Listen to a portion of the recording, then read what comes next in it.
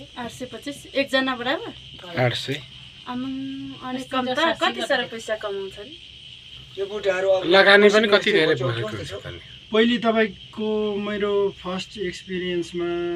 700 कोठा ल्याएको थियो ल्याउँदा पनि 700 थियो पछि ल्याउँदा पनि 700 नै थियो अहिले अहिले बढाएछ कति हो मैले ठ्याक्कै सोधिनँ पनि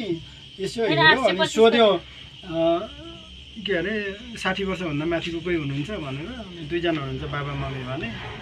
अनि त्यसो भए 100 रुपैयाँ डिस्काउन्ट गर्दो रहेछ कतिको भन्दा मलाई 100 रुपैयाँ 25% 2265 समथिङ त्यस्तै कति मागेको थियो 900 ए कति यो कति पर्सेन्ट 25% भन्दै थियो 700 थियो